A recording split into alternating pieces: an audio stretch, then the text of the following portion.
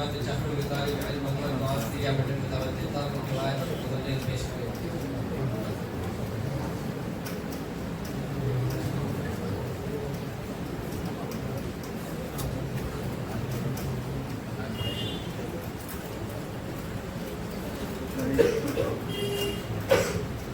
السلام علیکم ورحمۃ اللہ وبرکاتہ. الحمد للہ وکفى وسلام علی سیدنا محمد صلی اللہ علیہ وسلم وعلى آلہ واصحابہ الذین سعدوا فی طریق الحق سعدا کاملا. وبالإضافة أشكر الله سبحانه وتعالى على خلق الإنسان في أجمل صورة. أما بعد فأعوذ بالله من الشيطان الرجيم. بسم الله الرحمن الرحيم.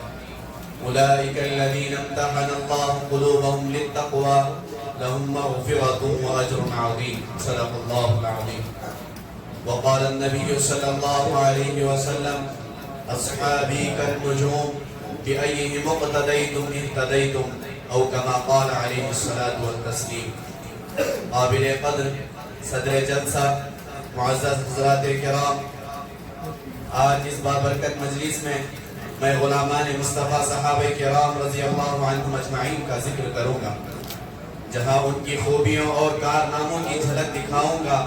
وہی قطب قسمتوں کے چہرے کو بے نقاب کروں گا جو صحابہ سے بغض و عناد کی تمام رکاوٹوں کو پار کر کے دشمنان صحابہ کی فہرست میں آ چکے ہیں.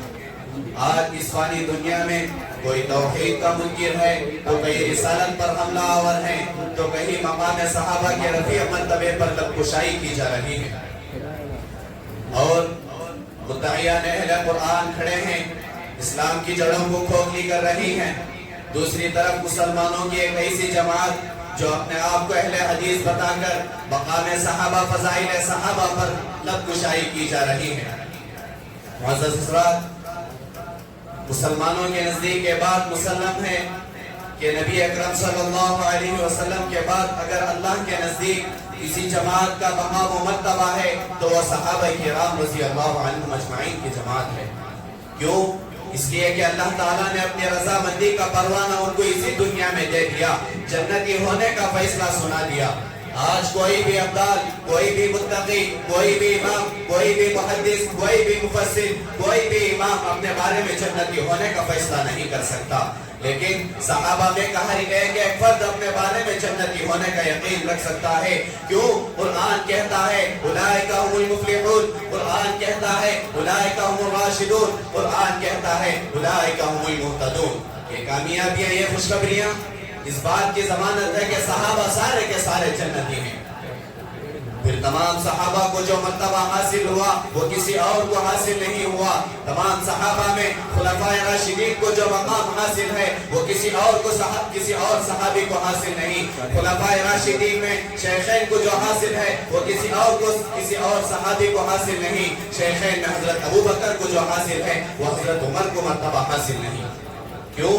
اس لیے کہ نبی کریم صلی اللہ علیہ وسلم کے ساتھ قدم با قدم جان میں، مال میں، ہر موڑ میں آپ کو حضرت ابوبکر دکھائی دیں گے. جہاں جہاں نبی ہوں گے وہاں حضرت ابوبکر دکھائی دیں گے. جب دشمنوں نے نبی سے مزاحمت کی تو ابوبکر نے دفاع کیا. جب دشمنوں نے معراج کا انکار کیا تو ابوبکر نے اس کی تصدیق کی. جب دشمنوں نے نبوت پر حملہ کیا تو ابوبکر نے ان سے جہاد کیا. جب دشمنوں نے نبی کو ہجرت پر مجبور کیا تو ابوبکر نے رفاقت اختیار کی. اس ابوبکر کی فضیلت و مناقب پر میں کیا گفتگو کروں جس کے بارے میں قرآن و حدیث شاہد ہے. یار غار نبی، وفادار نبی، جانثار نبی، رفیق حضر، رفیق قبر، رفیق حشر، جن کا لقب عتیق و صدیق ہے. قرآن ان کی صداقت پر شاہد ہے. قرآن کہتا ہے والذی جاء بالصدق وصدق به اولئک هم المتقون.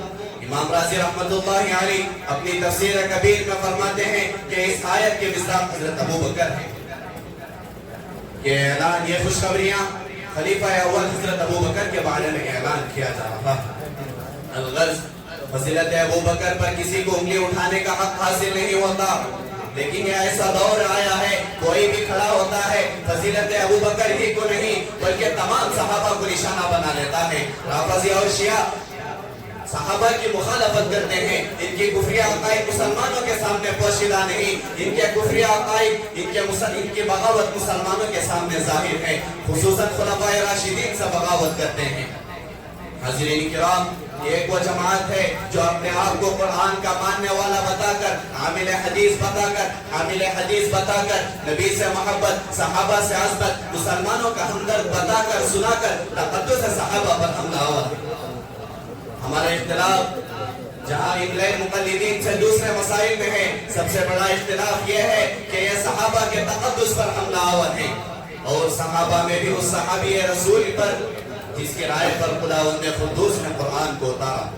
طبیعت میں ہمت نہیں، قلم میں جرت نہیں، زبان میں طاقت نہیں کہ ان غیر مقلدین کے اس بکواس کو بیان کروں جو حضرت عمر فاروق رضی اللہ عنہ کے بارے میں کیے ہیں، جو داماد رسول حضرت عثمان غنی رضی اللہ عنہ کے بارے میں کیے ہیں۔ اس با کمال ہستی کے بارے میں کیا بیان کروں؟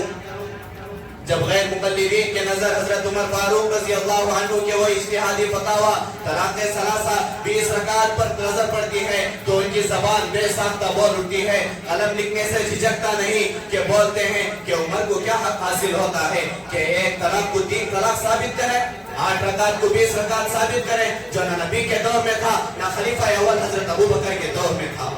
صرف نظر اس بات سے ہے کہ میں یہاں طلاق ثلاثہ کو دلائل کے ساتھ پیش کروں، 20 رکعت کو اجماع صحابہ سے ثابت کروں۔ مجھے یہ بتانا مقصود ہے کہ نبی اکرم صلی اللہ علیہ وسلم نے جس صحابی کی تعریف اپنی زبان سے کی ہو، فرماتے ہیں نبی کا ارشاد ہے لو کان بعدی نبی لکان عمر۔ اللہ کے نبی کریم صلی اللہ علیہ وسلم کا اور ایک ارشاد ہے ان اللہ جعل الحق علی لسان عمر و قلبہ۔